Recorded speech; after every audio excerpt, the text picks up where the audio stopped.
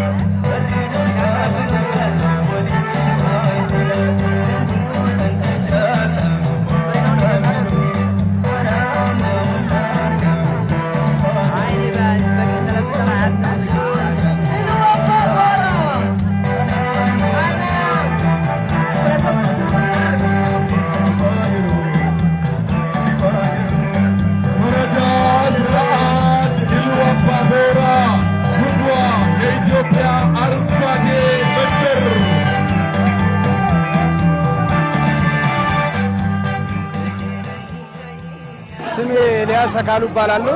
ኢሬቻ የአንድነት የፍቅር የመተሳሰብ ባህላችን ነው። በየዓመቱ ከመስቀል በኋላ የምናከብረው ኢሬቻ የወንድማማቾች የፍቅር የአንድነት ባህል ስለሆነ ሁሉንም ብሔረሰብ ያቀፈ ማንንም አይለይ ኢሬቻ ማለት ብሔርን የሚያስተሳስር ባህላችንን እያከበርን ያለን። በእውነቱ እንደዚሁ በየዓመቱ በአንድነት ብሔርን ሳይለዩ እንደዚሁ ወጥቶ በፍቅር አንድነታቸውን ገልጾ ባህላቸውን አክብሮ ሲሄዱ በጣም ደስ ይላል። አንድነታችን እንደዚሁ ይጠንክራል።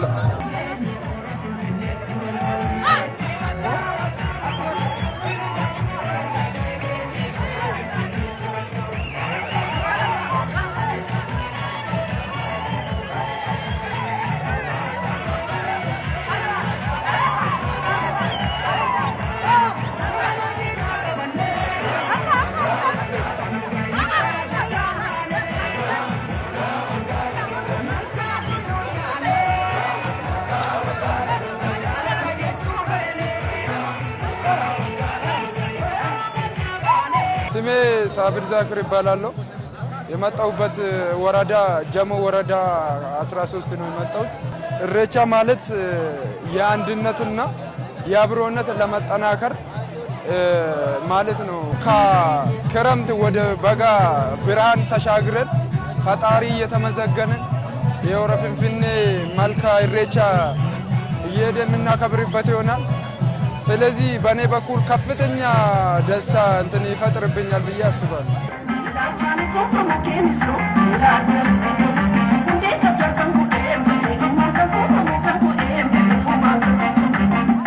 ስሜ አበባ ታሪኩ ይባላል። የመጣሁት ከሆረ ፊንፊኔ ተወዛዋዥ ክበብ ነው። ለኢሬቻ በዓል እዚህ በመገኘቴ በጣም ደስታ ተሰምቶኛል። የአንድነት፣ የሰላምና የፍቅር የጤና በዓል እንዲሆንላችሁ እመኛለሁ።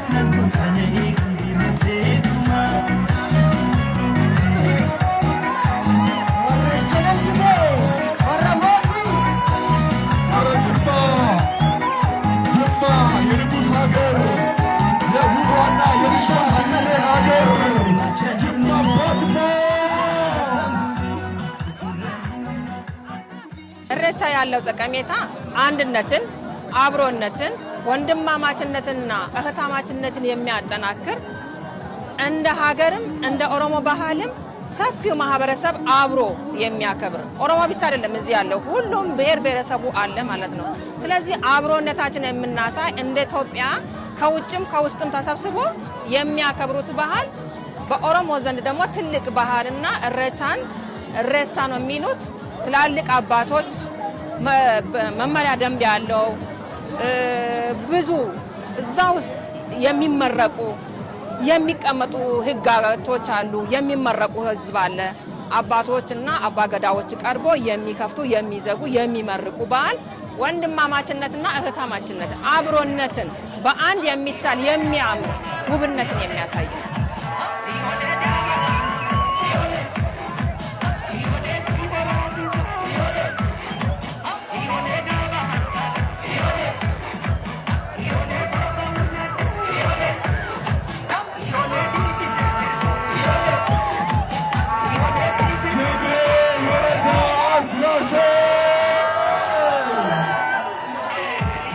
ከባህላዊ አልባሳት ተጨማሪ ባህላዊ ምግቦች ለበዓሉ ድምቀት ሆነው ይገኛሉ።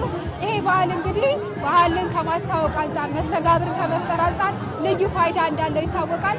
አሁን እንግዲህ ባህላዊ ምግቦች ምን ይመስላሉ የሚለውን ዞር ዞር እያለን እናስቃኛቸዋለን። ስሜ ደሲቶ ውርቱ እባላለሁ።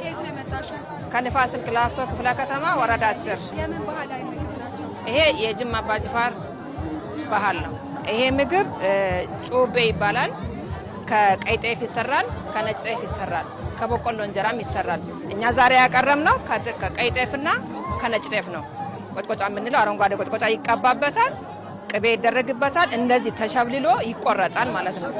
ይሄ የሚቀርበው ቆንጆዎችን ጥየቃ ሲመጡ ሲታጩ ለክብር እንግዳ ይቀርባል ማለት ነው። ይሄኛው ከአረንጓዴ ነው የሚሰራው። ይሄኛውም ጆጎ ይባላል። በቀዩም በአረንጓዴውም ይቀርባል። በጣም ባህላዊ ምግብ በቂጣም የሚበላ ሁሉም እንደ አንድ ምግብ ከፍራፍሬ ከጥራጥሬ ምግቦች የሚቀርብ ነው ይሄ ማለት ነው። ይሄኛው ከበቆሎ ነው የሚሰራው። ከበቆሎ ሲሰራ በኮባ ቅጠል ተሸብልሎ ነው የሚሰራው። ጠጌም ይባላል፣ መሬም ይባላል። በዚህ ይሰራል።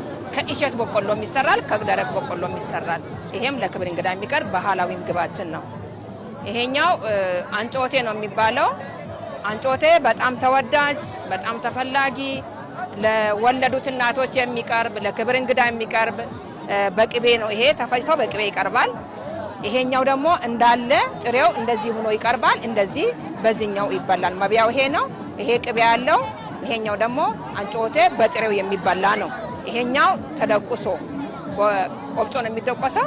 በድንጋይ ወፍጮ ይደቆሳል በባህሉ ማለት ነው። ይሄ ተደቁሶ በቅቤ ተለውሶ በጭንቦ ይበላል። እንደዚህ በእንጀራ ይበላል። ይሄኛው ጮኮ ነው። ጮኮ ብዙ ቦታም ይታወቃል። እንደ ባሌም እንደ ወለጋም ይታወቃል። ጮኮ ነው። ከገብስ ነው የሚሰራው።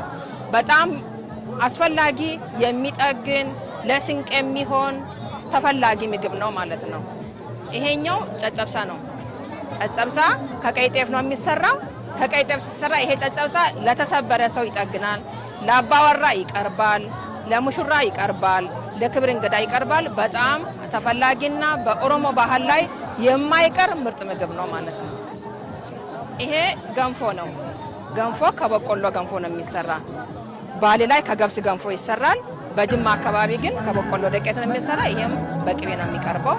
በእርጎ ይበላል፣ በቅቤ ይቀርባል ማለት ነው።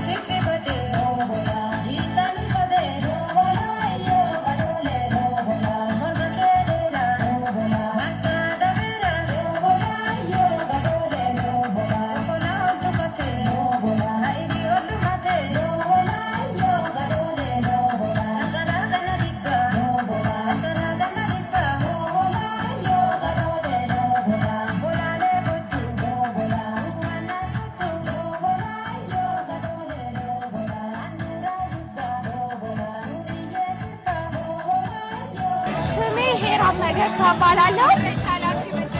ኢሬቻ ለኔ የወንድማማችነት የአብሮነት በፍቅር በሰላም በየዓመቱ ጠብቀን የምናከብረው በዓል ነው ማለት ነው። አባይ ግድብን በስንት ዓመት በኋላ አስመርቀን ከብዙ ልፋት በኋላ በደስታ በፍቅር የምናከብረው በዓል ነው። ለመላው አፋሪ ወይ ደግሞ ለመላው ኢሬቻን ለሚያከብር ሰው በመላው ዓለም ላሉት እንኳን አደረሳችሁ። የአንድነት የወንድማማችነት በዓል ይሁንልን እላለሁ። ሩቅያ አብዱረማን እባላለሁ። ኢሬቻ ያው የኦሮሞ ባህል አንዱ የህዝቡ የአንድነት የፍቅር የሰላም መገለጫ ነው። እሱም ደግሞ በሀገራችን ደረጃ የገዳ ስርዓት ውስጥ የሚታወቅበት የኦሮሞ ባህል ነው ማለት ነው።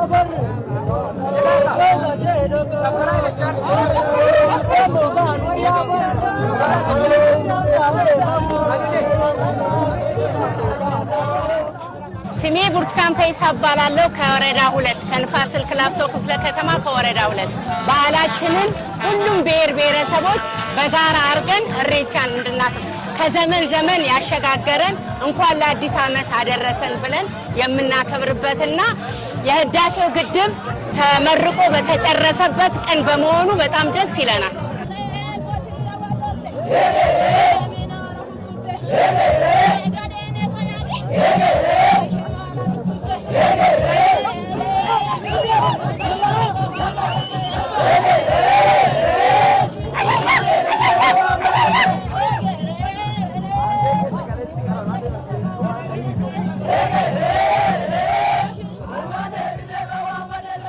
ስሜ ኢየሩሳሌም በዳቃ እባላለሁ።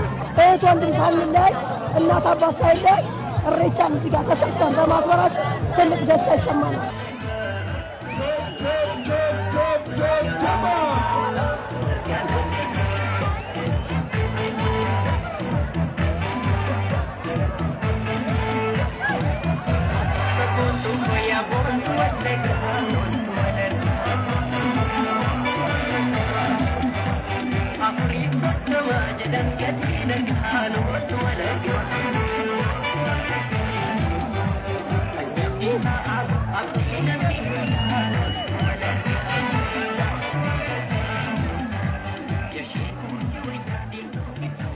የበዓሉ ተሳታፊዎች ሁሉ እንኳን ለ2018 ዓመት ለኢሬቻ በዓል በሰላም አደረሳችሁ። እንዲሁም ለውድ ቤተሰቦች ጓደኞቼ ሁሉ እንኳን አብሮ አደረሰን። መልካም ዓመት ይሁንላችሁ።